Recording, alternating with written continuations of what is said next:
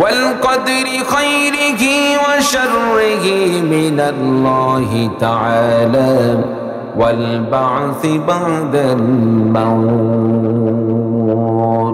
বন্ধুরা আমার والقدر خيره وشره من الله تعالى মুমিন বান্দা যতক্ষণ পর্যন্ত এই বিশ্বাসগুলো না রাখবে ততক্ষণ পর্যন্ত সে পরিপূর্ণ ঈমানদার হতে পারে না।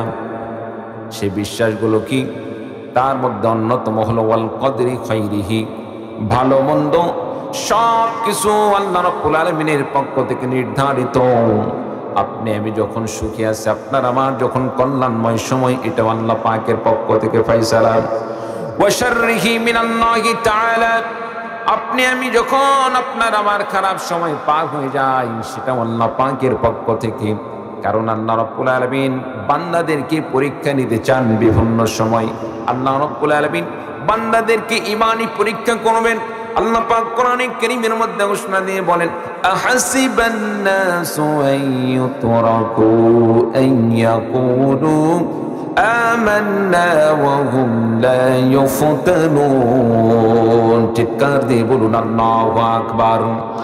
আল্লাহ রাব্বুল আলামিন বলেন, বান্দারে তুমি কি মনে করো আমি তোমাকে ঈমানি পরীক্ষা করব না? আহাসিবান নাসু আইয়ুতরাকু আইয়াকুলু আমান্না ওয়া হুম লা ইউফতানুন। কোন বান্দা পরীক্ষাবিহীন তাদেরকে আমি আল্লাহ রাব্বুল আলামিন শ্রেণী দিব না। মানুষকে মনে করে আইয়ুতরাকু আইয়াকুলু আমান্না ওয়া হুম লা ইফতানুন, বান্দা আখিরাতে আমি আল্লাহ রাব্বুল আলামিনের কাছে ঈমানদার দাবি করবে আর আমি আল্লাহ পাক তাকে ছেড়ে দিব, বিষয়টা এরকম নয়। বরং আমি আল্লাহ রাব্বুল আলামিন মুমিন বান্দাদের, প্রত্যেকটা বান্দাদের ঈমানের পরীক্ষা নিয়ে তাদেরকে আমি আল্লাহ পাক বিচারের সম্মুখীন করব। বলুন সুবহানাল্লাহ। বন্ধুরা আমার, আল্লাহ রাব্বুল আলামিন সে কথাই কোরআনে কারীমের মধ্যে ঘোষণা দিয়ে বলেন, আহাসিবান নাসু আইয়ুতরাকু আইয়াকুলু আমান্না ওয়া হুম লা ইউফতানুন ওয়ালাকাদ ফাতান্নাল্লাযীনা মিন ক্বাবলিহিম فَلَيَعْلَمَنَّ اللَّهُ الَّذِينَ صَدَقُوا وَلَيَعْلَمَنَّ الْكَاذِبِينَ। আল্লাহ রাব্বুল আলামিন কোরআনে কারীমের মধ্যে ঘোষণা দিয়ে বলেন, আল্লাহ পাক মুমিন বান্দাদের ঈমানি পরীক্ষা নেবেন। মুমিন বান্দাকে আল্লাহ রাব্বুল আলামিন সুখ দিয়ে পরীক্ষা নেবেন। আল্লাহ পাক ক্ষমতা দিয়ে পরীক্ষা নেবেন। আল্লাহ রাব্বুল আলামিন ক্ষমতা দিয়ে পরীক্ষা নেবেন, সম্মান দিয়ে পরীক্ষা নেবেন। আল্লাহ রাব্বুল আলামিন ধন দৌলত দিয়ে পরীক্ষা নেবেন। আল্লাহ রাব্বুল আলামিন সন্তান সন্ততি দিয়ে পরীক্ষা নেবেন। বান্দা, তোমাকে এত সম্পদ দান করলাম, সম্পদ পাওয়ার পরে আমি আল্লাহকে তুমি স্মরণ করলে কি করলে না? আমি আল্লাহ রাব্বুল আলামিন তোমাকে ক্ষমতা দান করলাম, ক্ষমতা পাওয়ার পরে তুমি আমি আল্লাহ রাব্বুল আলামিনকে ভুলে গেলে কিনা? আমি আল্লাহ রাব্বুল আলামিন তোমাকে অনেক সন্তান দান করলাম, সন্তান পাওয়ার পরে তুমি নিজেকে পাওয়ারফুল মনে করতে করতে আমি আল্লাহকে ভুলে গেলে কিনা? আমি আল্লাহ রাব্বুল আলামিন তোমার পিছনে অনেক কর্মী দান করলাম, কর্মী পাওয়ার পরে তুমি যে কোনো মুহূর্তের মধ্যেই কর্মীদের পাওয়ারের কারণে কোনো দুর্বল মানুষের উপর তুমি চড়াও হয়ে বসলে কিনা? আমি আল্লাহ পাক সব কিছুকে আমি পরীক্ষা করতে চাই। আমার ভাইরা, আমার বন্ধুগণ, আল্লাহ রাব্বুল আলামিন এই জন্য বান্দাদেরকে ঈমানি পরীক্ষা করবেন, সম্পদ দিয়ে পরীক্ষা করবেন, জানমাল দিয়ে পরীক্ষা করবেন, ক্ষমতা দিয়ে পরীক্ষা করবেন, কর্মী দিয়ে পরীক্ষা করবেন। বান্দারে, তুমি যদি আমি আল্লাহ রাব্বুল আলামিনের পক্ষ থেকে এই সমস্ত সম্মান পাওয়ার পরে, আমি আল্লাহ রাব্বুল আলামিনের পক্ষ থেকে এই সমস্ত নিয়ামত পাওয়ার পরে, ধন দৌলত পাওয়ার পর, সন্তান সন্ততি পাওয়ার পর, ক্ষমতা পাওয়ার পর তুমি যদি আমি আল্লাহকে অস্বীকার না করো, আমি আল্লাহ পাকের ইবাদত না ছেড়ে দাও, আমি আল্লাহ রাব্বুল আলামিনের প্রতি সন্তুষ্ট থাকো, আমি আল্লাহ রাব্বুল আলামিনের ইবাদতের মধ্যে লিপ্ত হয়ে যাও, আমি আল্লাহ রাব্বুল আলামিন আখিরাতে তোমার জন্য আমি আল্লাহ রাব্বুল আলামিন জান্নাতের বরাদ্দ দিয়েছি। বান্দা, তুমি ইন্তেকালের পর হাসরের ময়দানে আমি আল্লাহ রাব্বুল আলামিন তোমাকে জান্নাতের মেহমান বানিয়ে দেব। বলুন সুবহানাল্লাহ। আর যে সমস্ত বান্দাদেরকে আল্লাহ রাব্বুল আলামিন সম্পদ কমিয়ে দিলেন, সম্পদ কমিয়ে দিয়ে আল্লাহ পাক পরীক্ষা নিতে চান, আল্লাহ রাব্বুল আলামিন দেখতে চান, বান্দারে আমি তোমাকে সম্পদ কমিয়ে দিলাম, আরেকজনকে সম্পদ বেশি দিয়েছি, কিন্তু তোমাকে সম্পদ কমিয়ে দিলাম, তুমি আমি আল্লাহ রাব্বুল আলামিনকে ভুলে যাও আমি আল্লাহকে অস্বীকার করো নাকি আমি আল্লাহ পাকের কৃতজ্ঞতা বেশি বেশি করে স্বীকার করো। আমি আল্লাহ রাব্বুল আলামিন সেই জিনিসটা দেখতে চাই। তোমার কাছে ক্ষমতা ছিল, আমি আল্লাহ পাক ক্ষমতা ছিনিয়ে নিয়েছি, কিংবা আমি আল্লাহ পাক তোমাকে কোনোদিন ক্ষমতা দান করলাম না।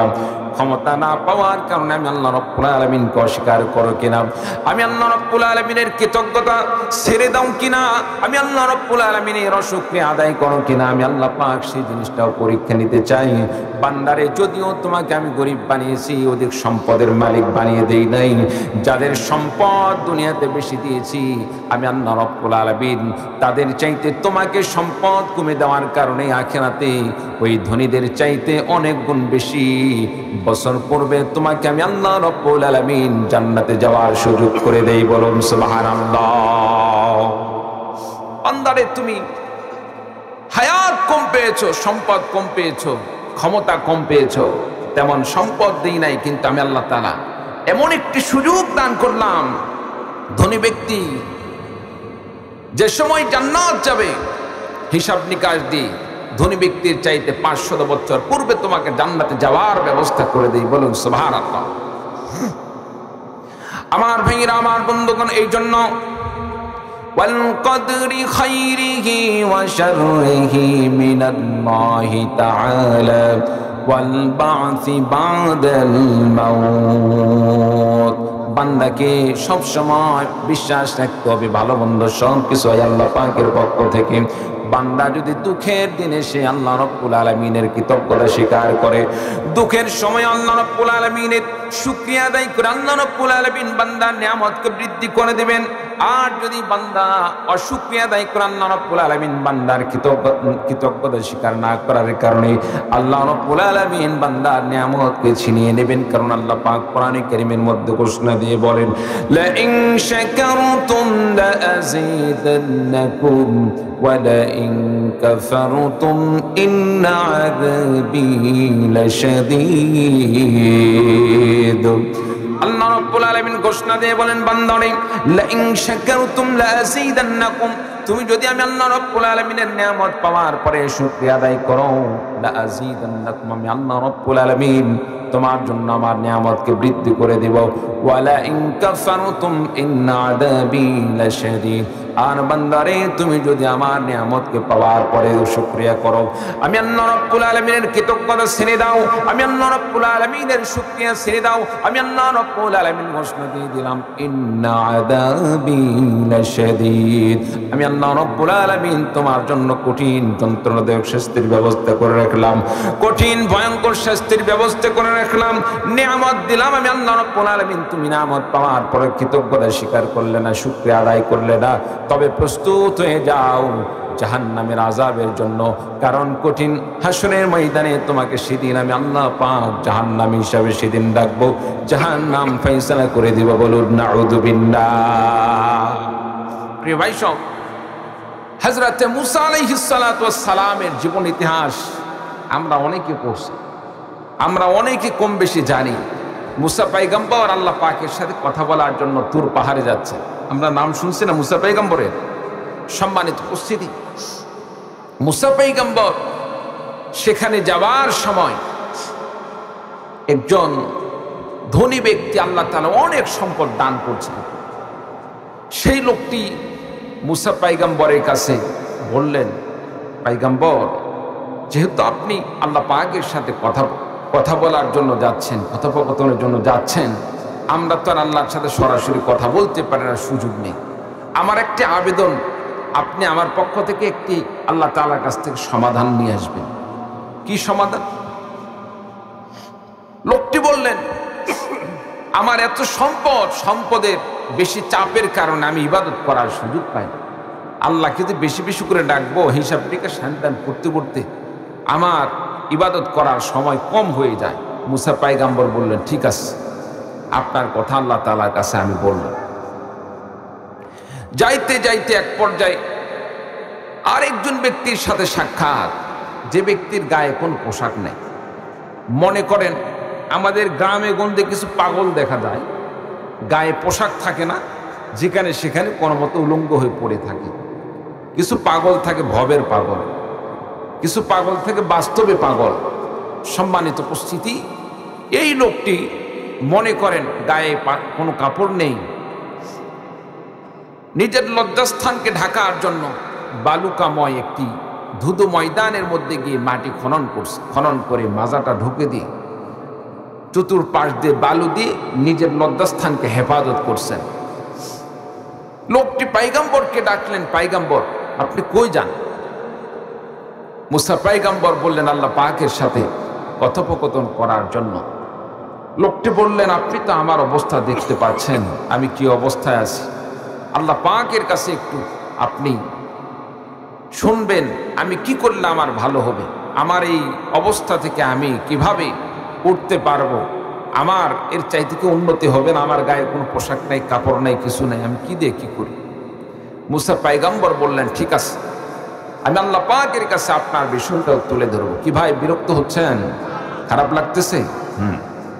সম্মানিত উপস্থিতি, মুসা পয়গম্বর আলাইহিস সালাতু ওয়াস সালাম আল্লাহ পাকের কাছে গেলেন। আল্লাহ পাকের কাছে বললেন আয় আল্লাহ, সব কথাবার্তা হওয়ার পরে এই দুইটি লোক বিষয়ে আল্লাহ পাকের কাছে কোশ্চেন করলেন, প্রশ্ন করলেন, আয় আল্লাহ রাব্বুল আলামিন, তোমার দুটি অদ্ভুত বান্দার সাথে আমার দেখা হলো, তারা এমন একটি আশ্চর্যকর প্রশ্ন করলো যেটা আসলে আশ্চর্যের বিষয়।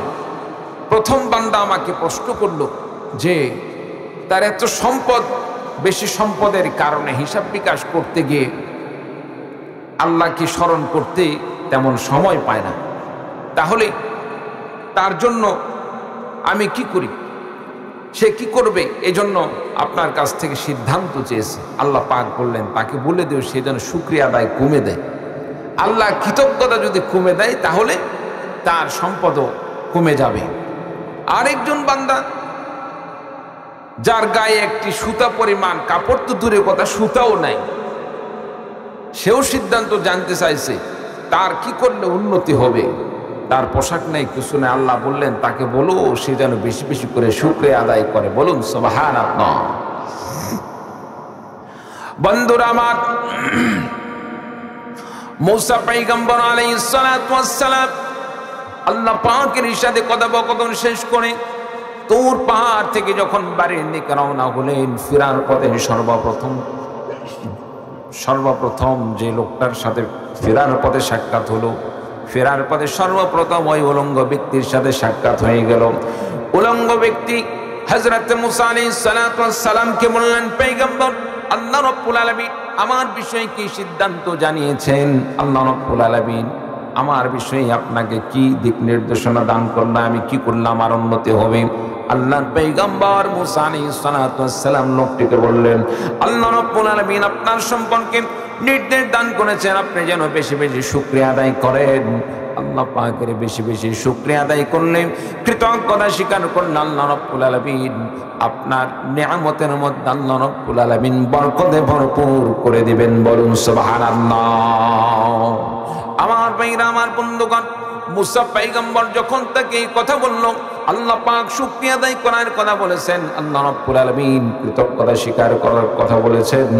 লোকটির সঙ্গে সঙ্গে মনক্ষুণ্ণ হয়ে তিনি এক প্রকারে মুসা পয়গম্বরের প্রতি তিনি রাগান্বিত অবস্থায় বলে ফেলে দিলেন, আল্লাহ আমাকে এমন কি জিনিস দান করছেন তার শুকরিয়া আদায় করব? বলুন নাউযু বিল্লাহ। আল্লাহ কি জিনিস আমাকে দান করছে, আমাকে তো দেখতে পাচ্ছ, আমার কি আছে, আমার কি আছে, কোন নিয়ামতের আমি শুকরিয়া আদায় করব? আমার ভাইরা, আমার বন্ধুগণ, লোকটি যখন এমন কথা বলল, এমন কথা বলার সঙ্গে সঙ্গে যে ধুলা দিয়ে মাটি দিয়ে তার লজ্জাস্থানকে ঢেকে রেখেছিল, আল্লাহ রাব্বুল আলামিন মুহূর্তের মধ্যে এমন একটি ঘূর্ণিঝড় দান করলেন, এমন একটি বাতাসের কম্পন সেখানে তুলে দিলেন, এমন একটি ঝড় তুলে দিলেন, বাতাসে এসে তার যে সমস্ত লজ্জাস্থানকে যে বালু দিয়ে ঢেকে রেখেছিল, বালুগুলো তার কাছ থেকে উড়ে নিয়ে চলে গেল। বলুন নাউযু বিল্লাহ। তাকে তো এইটুকু চিন্তা করা দরকার ছিল যে বালু দিয়ে সে লজ্জাস্থানকে ঢেকে রেখেছে, এই বালু তো দুনিয়ার কোন মানুষের দেওয়া নয়, বালু দেওয়ার মালিক কে? আরো জোরে বলুন কে? আল্লাহ রাব্বুল আলামিন। সম্মানিত উপস্থিতি, তাহলে একটু চিন্তা করে দেখি, আপনি আমি যে অবস্থায় আছি, অনেক সময় আমি একটু বিপদে পড়লেই আল্লাহর কথা ভুলে যাই। কি বলেন ভাই, হয় কি হয় না? বিশেষ করে মা বোনরা করে কি, এত দুনিয়াতে মানুষ আছে, আল্লাহ অন্য কাউকে দেখতে পারে না, সব বিপদকে আমার ঘরে দেওয়া লাগে। কি বলেন ভাই, বলে কি বলে না? কথায় কথায় তারা অভিশাপ, কথায় কথায় তারা কুফরি, কথায় কথায় তারা কুফরি বার্তাগুলো তারা মুখ থেকে বাহির করে নেয়। সম্মানিত উপস্থিতি, খবরদার এই কাজ করা হবে না। ধৈর্য ধারণ করতে হবে, ধৈর্য ধারণ করতে হবে। কারণ কথায় আছে, ধৈর্যে মেওয়া ফলে, অর্থাৎ ধৈর্য ধারণ করলে কোনো না কোনো সময় ধৈর্যের একটি ফল আপনি পাবেনই পাবেন। আল্লাহ তাআলা ধৈর্যশীলদেরকে পছন্দ করেন, ধৈর্যশীলদেরকে আল্লাহ রাব্বুল আলামিন প্রতিফলন বেশি করে দান করেন। বলুন সুবহানাল্লাহ।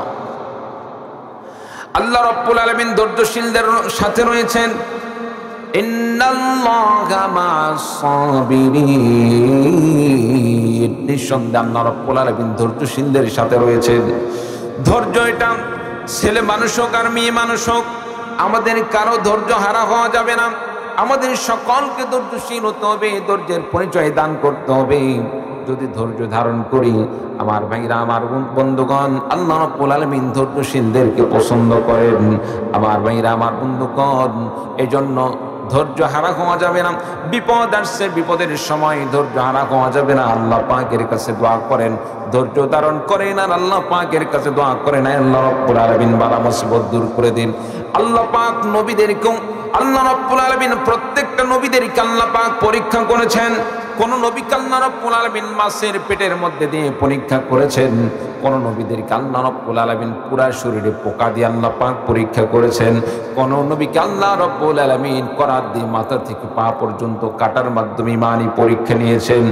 কোন নবীকে আল্লাহ রাব্বুল আলামিন জান্নাত থেকে বাইর করে দিয়ে আল্লাহ রাব্বুল আলামিন পরীক্ষা নিয়েছেন।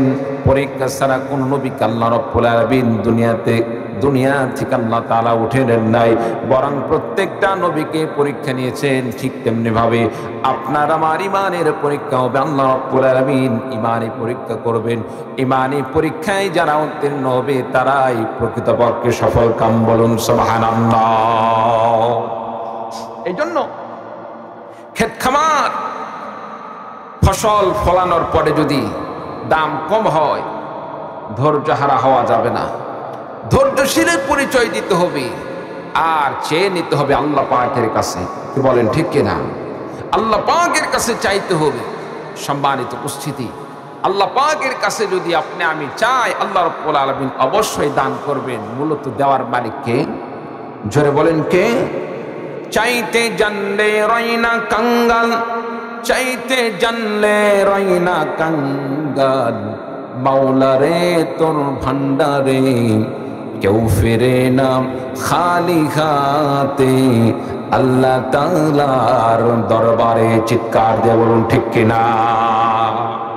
আল্লাহর কাছ থেকে যদি আমি চাওয়ার মতো চাই, আল্লাহ পাক অবশ্যই দান করবেন।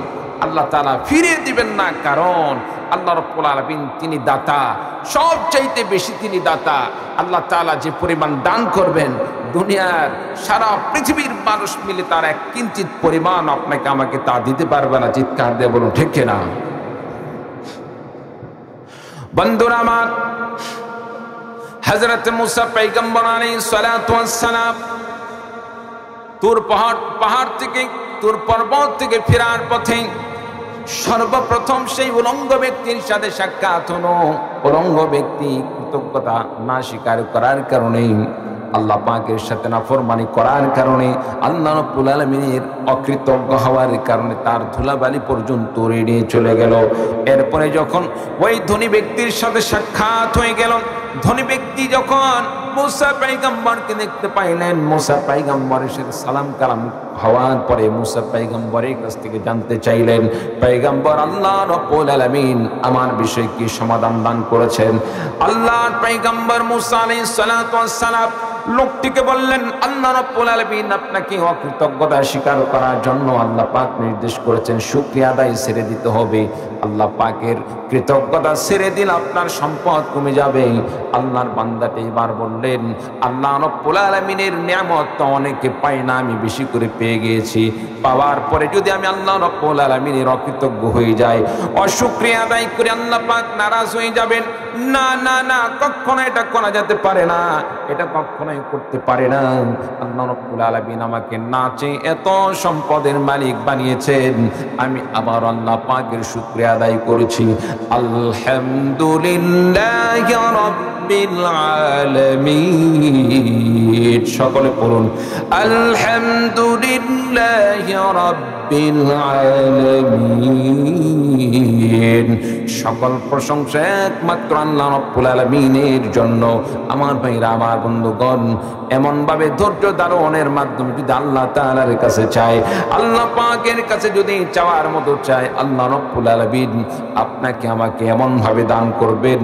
আল্লাহ পাক ঘোষণা দিয়ে বলেন, ওয়া মান ইয়াতাওয়াক্কাল আলাল্লাহ, যে বান্দা আল্লাহ পাকের উপর তাওয়াক্কুল করে, আল্লাহ পাকের উপর ভরসা করে, আল্লাহ রাব্বুল আলামিনের উপর তাওয়াক্কুল করে, আল্লাহ রাব্বুল আলামিন ঘোষণা দিয়ে বলেন, ওয়া মান ইয়াতাওয়াক্কাল আলাল্লাহি ফাহুয়া হাসবুহু। আল্লাহ রাব্বুল আলামিন সেই বান্দার জন্য যথেষ্ট হয়ে যান। শুধু তাই নয়, ওয়া ইয়ারযুকুহু মিন হাইসু লা ইয়াহতাসিব। আল্লাহ রাব্বুল আলামিন ঘোষণা দিয়ে বলেন, বান্দারে আমি আল্লাহ রাব্বুল আলামিন তাকে এমন জায়গা থেকে রিজিকের ব্যবস্থা করে দেই, বান্দা কোনো কিছুতেই সে টেরও পায় না। বলুন সুবহানাল্লাহ। যারা আল্লাহ পাকের উপর ভরসা করে, তাওয়াক্কুল করে, আল্লাহ রাব্বুল আলামিন তাকে এমন জায়গা থেকে রিজিকের ব্যবস্থা করে দেন, বান্দা টেরও পায় না। সুবহানাল্লাহ। সম্মানিত উপস্থিতি, সুতরাং আমরা ভরসা করব কার উপর? জোরে বলেন, কার উপর? আল্লাহ পাকের উপর ভরসা করতে হবে। আমরা ভরসা করি কার উপর? আল্লাহর উপর তো আমাদের ভরসা নাই, দোকানের উপর ভরসা। কি বলেন ভাই, ঠিক কিনা? ধান চাষ যখন করি, এই জমিনের উপর আমাদের ভরসা থাকে। জমিন যদি ধান না দেয় কিভাবে খাবো? দোকান যদি কামাই না দেয় কিভাবে পেট চালাবো? কি বলেন ভাই, ঠিক কিনা? রাজনীতির ময়দানে আসি, দল যদি ক্ষমতায় না থাকে কেমনে পেট চালাবো? কি বলেন, ঠিক কিনা? সম্মানিত উপস্থিতি, মূলত রিজিক দেওয়ার মালিক কে? আর জোরে বলেন, কে? আল্লাহ রাব্বুল আলামিন। এই জন্য সবসময় ভরসা করতে হবে আল্লাহ পাকের প্রতি। আল্লাহ রাব্বুল আলামিনের উপর আপনাকে আমাকে তাওয়াক্কুল করতে হবে। আল্লাহ রাব্বুল আলামিনের প্রতি আমি তাওয়াক্কুল করলে আল্লাহ রাব্বুল আলামিন আপনার প্রতি, আমার প্রতি সন্তুষ্ট হয়ে যাবেন। বলুন সুবহানাল্লাহ। সুতরাং ইবাদত করব কার? আর জোরে বলেন, কার? পিছনের ভাইরা কথা বলে না, বলেন তো দেখি, ইবাদত করব কার? আমার ভাইরা, আমার বন্ধুগণ, আল্লাহ রাব্বুল আলামিন সে কথাই কোরআনে কারীমের মধ্যে ঘোষণা দিয়ে বলেন, ওয়া কাদা রাব্বুকা আল্লা তা'বুদু ইল্লা ইয়্যাহু ওয়া বিল ওয়ালিদাইনি ইহসানা। আল্লাহ রাব্বুল আলামিন কোরআনে কারীমের মধ্যে ঘোষণা দিয়ে বলেন, ওয়া কাদা রাব্বুকা আল্লা তা'বুদু ইল্লা ইয়্যাহু। বান্দারে, আমি আল্লাহ রাব্বুল আলামিন তোমাদের জন্য নির্দেশনা জারি করে দিলাম। আমি আল্লাহ পাক নির্দেশনা দিয়ে দিলাম। আমি আল্লাহ রাব্বুল আলামিন তোমাদের প্রতি, আমি আল্লাহ রাব্বুল আলামিন আদেশ জারি করে দিলাম, আল্লাহ তা'বুদু ইল্লা ইয়্যাহু। বান্দারে, ইবাদত করতে হবে শুধুমাত্র আমি আল্লাহ রাব্বুল আলামিন। আমি আল্লাহ রাব্বুল আলামিন সারা দুনিয়ার কারো ইবাদত করা যাবে না। আল্লাহ রাব্বুল আলামিন ঘোষণা দিয়ে বলেন, বান্দারে, দুনিয়ার অন্য কারো ইবাদত করতে পারবে না, ইবাদত করতে হবে একমাত্র আমি আল্লাহ রাব্বুল আলামিনের। বান্দা, তুমি যদি আমি আল্লাহ রাব্বুল আলামিনের ইবাদতের মধ্যে লিপ্ত হয়ে যাও, আমি আল্লাহ পাকের ইবাদত করো, আমি আল্লাহ রাব্বুল আলামিন তোমার প্রতি সন্তুষ্ট হয়ে যাব, রাজি ও খুশি হয়ে যাব। দুনিয়াতে রিজিকের ফয়সালা করে দিব, দুনিয়াতে সম্মান দান করব, আর আখিরাতে আমি আল্লাহ রাব্বুল আলামিন জান্নাতের মেহমান হিসেবে আমি আল্লাহ পাক কবুল করে নেব। বলুন সুবহানাল্লাহ। একটু কালিমা পড়ুন, লা ইলাহা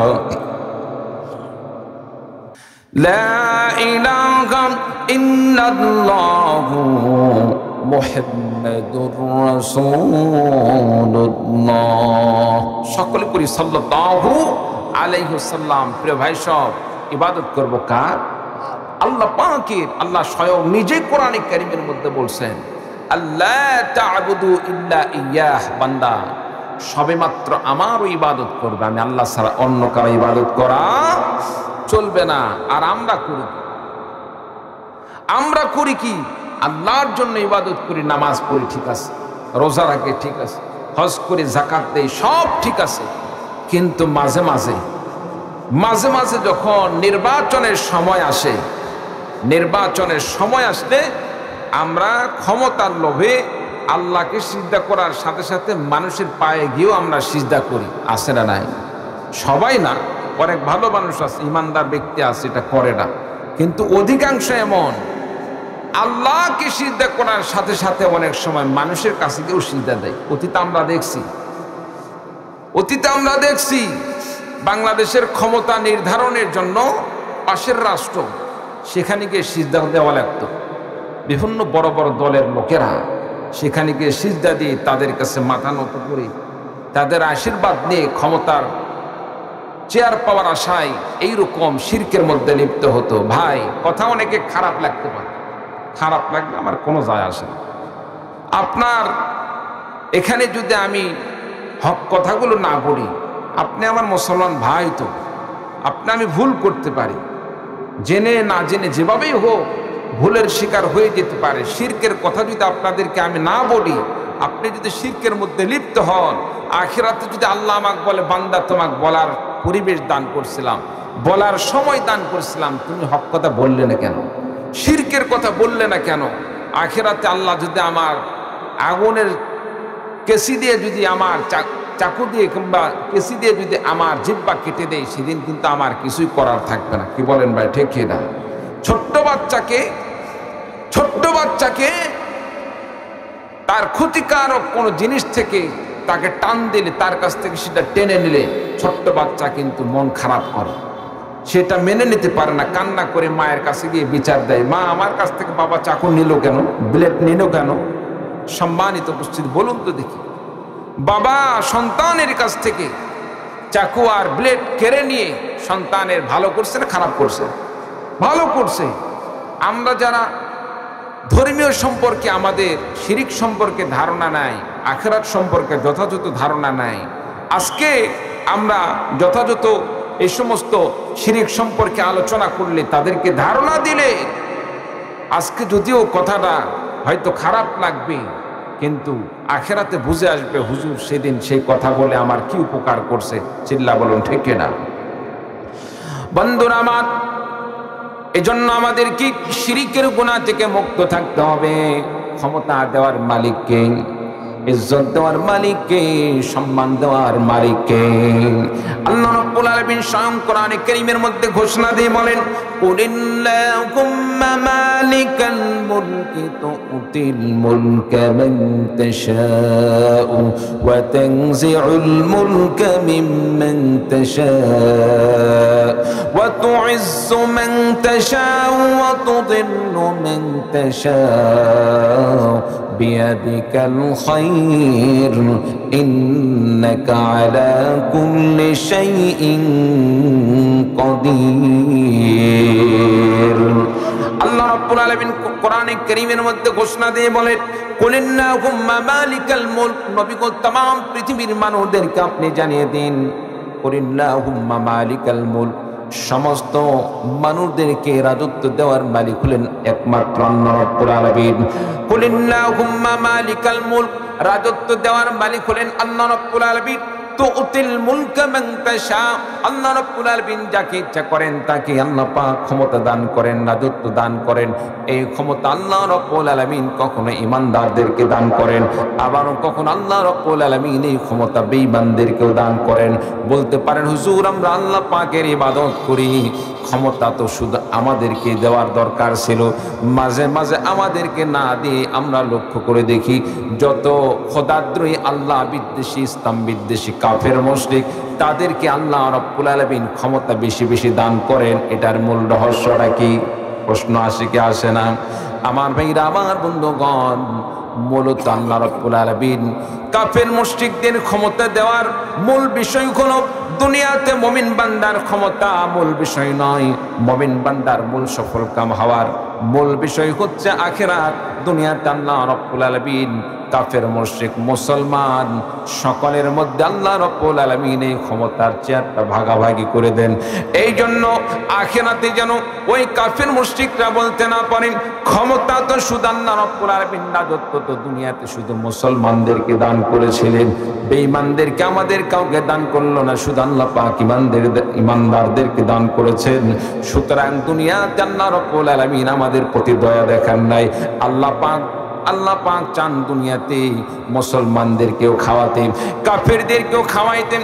মুসলমানদেরকে আল্লাহ রাব্বুল আলামিন যেভাবে রাজত্ব দান করেন ঠিক তেমনি ভাবে কাফের মুশরিকদেরকে মাঝে মাঝে সে রাজত্ব দান করেন। এই জন্য যে আখিরাতে কোনো কাফের মুশরিক যেন বলতে না পারে দুনিয়াতে আল্লাহ রাব্বুল আলামিন আমাদেরকে ক্ষমতা দান করেন নাই। আল্লাহ পাক আমাদের সাথে দুনিয়াতে বেইনসাফ করেছেন, বলুন সুবহানাল্লাহ। আল্লাহ পাক এই জন্য শুধু মুসলমানদেরকে যে ক্ষমতা দিয়েছেন বিষয়টা এরকম নয়, মাঝে মাঝে কাফের মুশরিকদেরকেও আল্লাহ তাআলা ক্ষমতা দান করেন। এই জন্য ক্ষমতা দিয়ে আল্লাহ পাক তাদেরকেও পরীক্ষা করতে চান, তোমাকে এত ক্ষমতা দান করলাম তারপরেও কি তুমি বিশ্বাস করো কিনা, আমি আল্লাহর প্রতি ঈমান আনো কিনা। সম্মানিত উপস্থিতি, এই জন্য সুখে দুঃখে তারপরে ভালো মন্দ সর্ব অবস্থায় আমরা শুকরিয়া আদায় করব কার? কৃতজ্ঞতা স্বীকার করব কার? আল্লাহ পাক আমাদের সকলকে আল্লাহ পাকের কৃতজ্ঞতা স্বীকার করার তৌফিক দান করুন, আমিন। কালিমা পড়ুন লা ইলাহা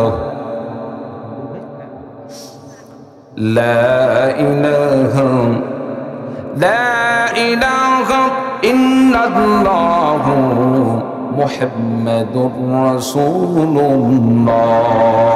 সকল বলি সাল্লাল্লাহু আলাইহি ওয়াসাল্লাম। সম্মানিত উপস্থিতি, 2-1 মিনিট 2-4 মিনিট একটু কষ্ট দিচ্ছে আমরা।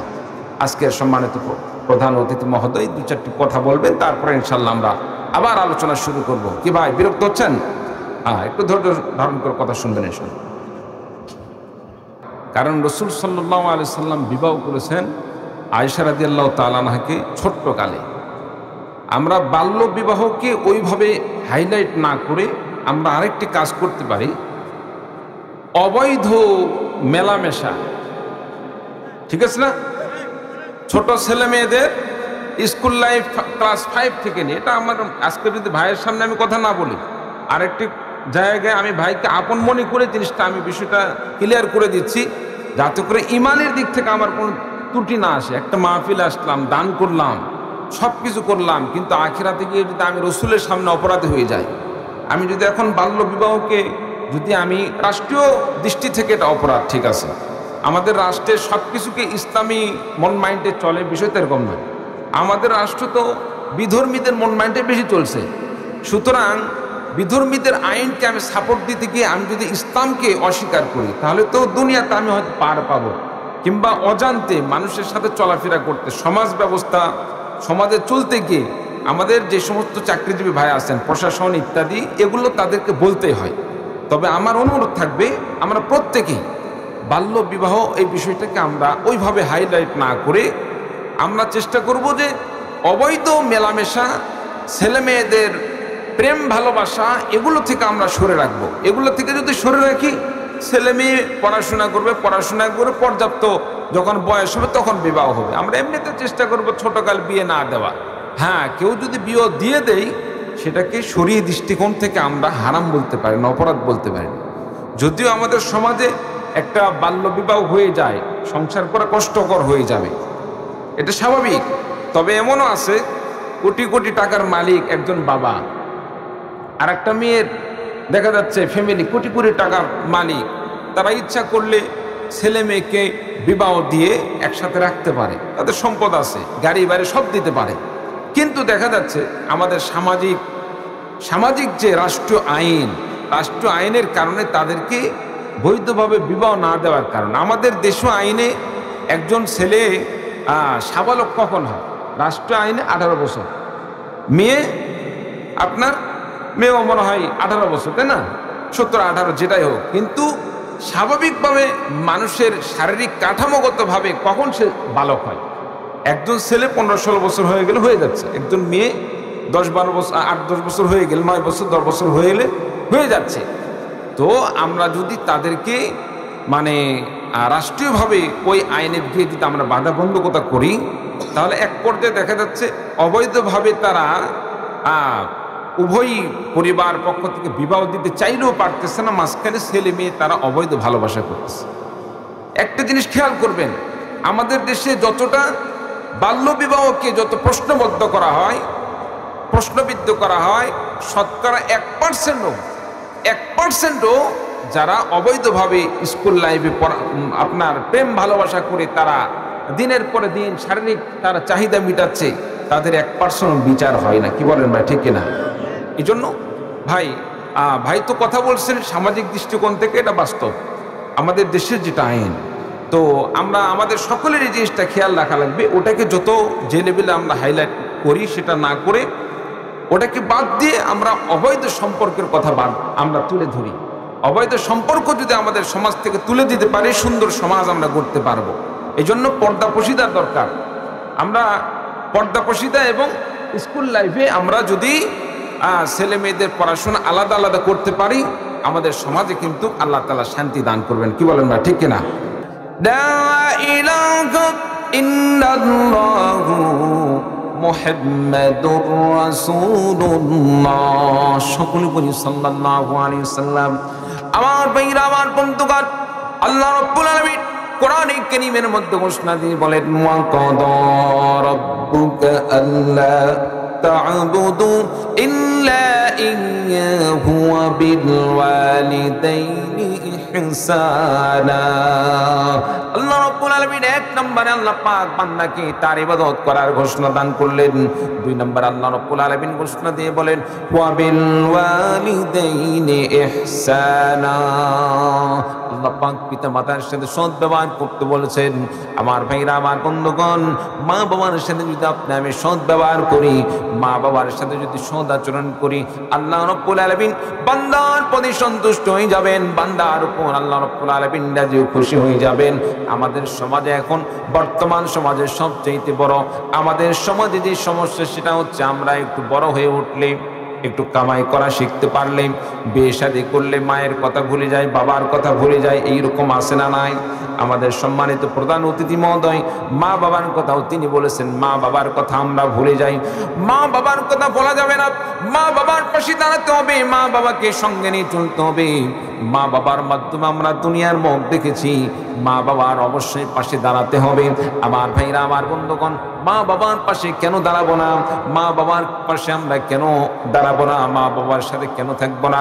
কারণ মা বাবার সম্পর্কে আল্লাহ রাব্বুল আলামিন কোরআনে কারীমের মধ্যে মা বাবার খেদমত করার কথা বলেছেন, মা বাবার সদাচরণ করার কথা বলেছেন। শুধু তাই না, বিশ্বনবী সাল্লাল্লাহু আলাইহি ওয়াসাল্লাম হাদিস শরীফের মধ্যে ঘোষণা দিয়ে বলেন, রিদার রাব্বি বিরিদাল ওয়ালিদাইন। আল্লাহ রাব্বুল আলামিনের সন্তুষ্টি, পিতামাতার সন্তুষ্টির মধ্যে দুনিয়ার কোন মানুষ যদি মা বাবাকে সন্তুষ্ট করতে পারে, কোন মা বাবা যদি সন্তানের প্রতি সন্তুষ্ট হয়ে যান, আল্লাহ রাব্বুল আলামিন মা বাবার সন্তুষ্টির ওসিলায় স্বয়ং আল্লাহ রাব্বুল আলামিন সেই বান্দার প্রতি রাজি ও খুশি হয়ে যান। বলুন সুবহানাল্লাহ। সন্তানের প্রতি যদি মা বাবা সন্তুষ্ট হয়ে যায়, আল্লাহ পাক স্বয়ং নিজেও তার প্রতি রাজি ও খুশি হয়ে যান। বলুন সুবহানাল্লাহ। আমার ভাইরা, আমার বন্ধুগণ, আল্লাহ রাব্বুল আলামিন দুনিয়াতে যত বড় বড় আল্লাহর ওলি দান করেছেন, দুনিয়াতে যত বড় বড় আল্লাহওয়ালা ব্যক্তি এসেছে, সকলে মায়ের মা বাবার দোয়ার উসিলায় তারা বড় হয়েছে। একটা কেউ মা বাবার খেদমত ছাড়া, মা বাবার দোয়া ছাড়া বড় হতে পারে নাই। আমার ভাইরা, আমার বন্ধুগণ, আল্লাহ রাব্বুল আলামিন মা বাবার দোয়ার উসিলায় সন্তানদেরকে আল্লাহ রাব্বুল আলামিন বড় করে দেন। মা বাবার বদদোয়ার উসিলায় সন্তানদের আল্লাহ পাক ধ্বংস কামনা করেন। আমার ভাইরা, আমার বন্ধুগণ, এই জন্য মা বাবার খেদমত করতে হবে, মা বাবার সেবা করতে হবে, মা বাবার সাথে সদাচরণ করতে হবে। মা বাবার সাথে যদি সদাচরণ করি, আল্লাহ রাব্বুল আলামিন দুনিয়াতে সম্মানের জায়গা করে দিবেন, আল্লাহ রাব্বুল আলামিন আখিরাতে জান্নাতের মেহমান বানিয়ে দিবেন। মা বাবার সেবা করলে কেমন আল্লাহ পাক কবুল করেন। নবীজি সাল্লাল্লাহু আলাইহি সাল্লামের অনেক সাহাবী ছিল, সাহাবীদের মধ্যে আমার ভাইরা আমার বন্ধুগণ অনেক সাহাবী অনেক তাবেঈ ছিলেন।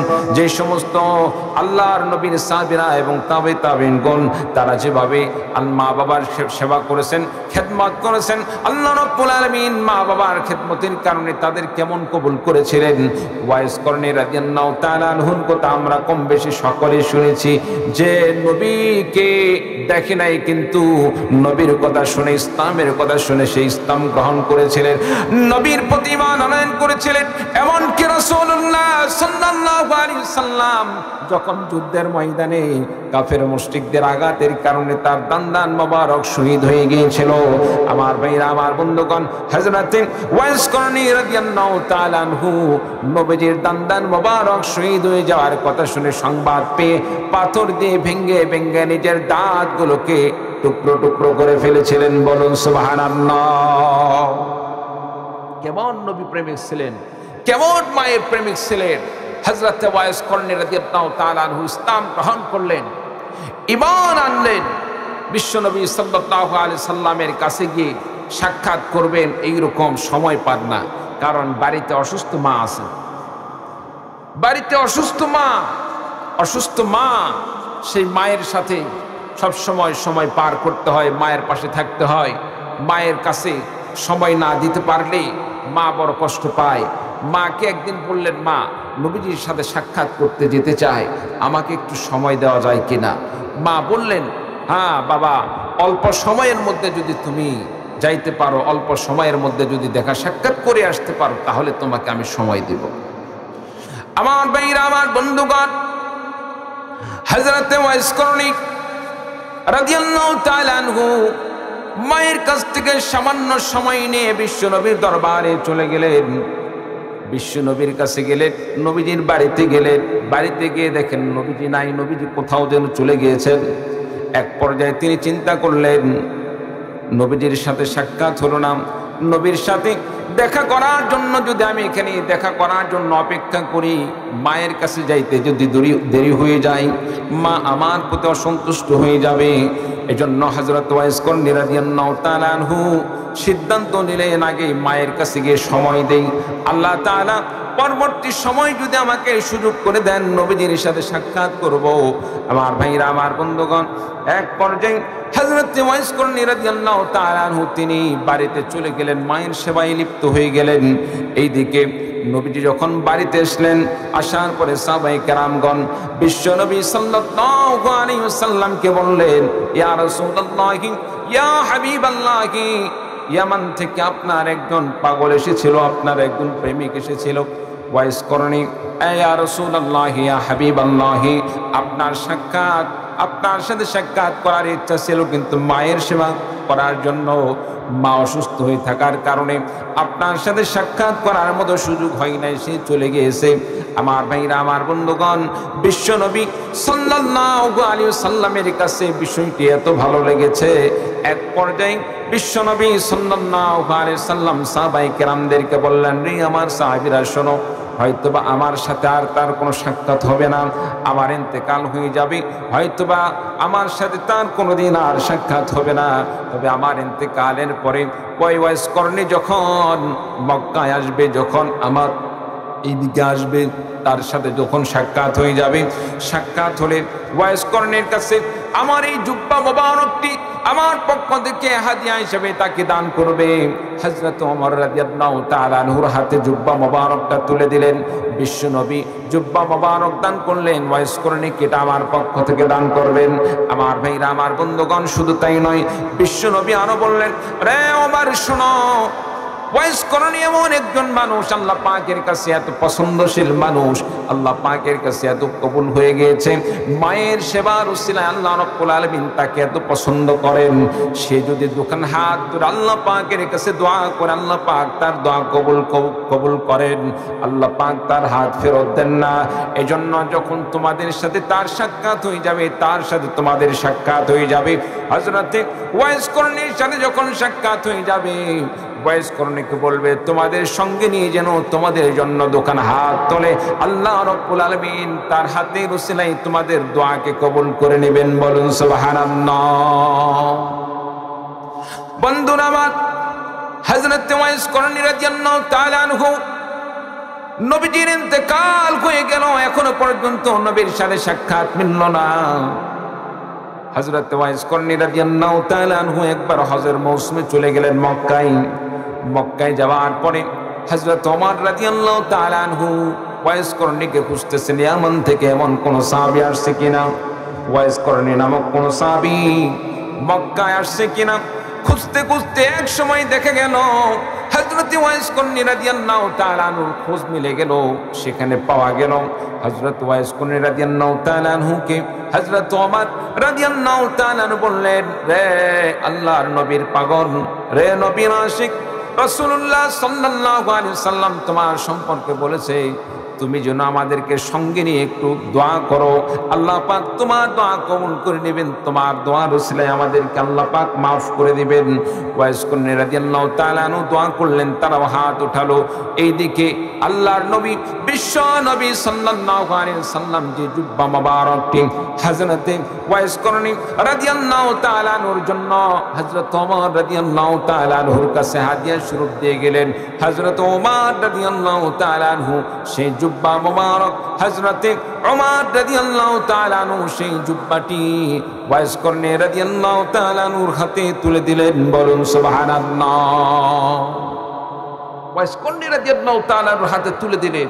ওয়াইস করণী রাদিয়াল্লাহু তাআলা আনহুকে বললেন, রাসূলুল্লাহ সাল্লাল্লাহু আলাইহি ওয়াসাল্লাম এভাবে বলে গিয়েছেন, আপনার সাথে হয়তো বিশ্ব নবীর সাথে আপনার আর কোনোদিন সাক্ষাৎ নাও হতে পারে, তবে আপনার জন্য নবীজি এটা হাদিয়া স্বরূপ রেখে গিয়েছেন। বলুন সুবহানাল্লাহ। আমার ভাইরা, আমার বন্ধুগণ, এজন্য মার সাথে বাবার সাথে খারাপ সম্পর্ক নয়, মা বাবার সাথে সৎ ব্যবহার করতে হবে, নেক আচরণ করতে হবে, মায়ের খেদমত করতে হবে, বাবার খেদমত করতে হবে, মা বাবার সেবা করতে হবে, মা বাবার সাথে কোনো প্রকার খারাপ আচরণ করা যাবে না।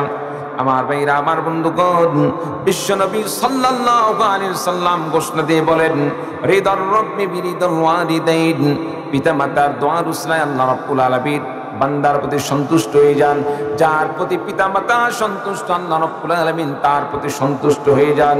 শুধু তাই নয়, বিশ্বনবী সাল্লাল্লাহু আলাইহি ওয়াসাল্লাম হাদিস শরীফের মধ্যে ঘোষণা দিয়ে বলেন, সালাসু দাওয়াতিন মুস্তাজাবাতুন লা শাক্কা ফীহিন্না, তিন শ্রেণীর এমন ব্যক্তি রয়েছে তাদের দোয়া আল্লাহ পাকের কাছে কবুল হয়, দোয়া কোনোদিন বিফলে যায় না।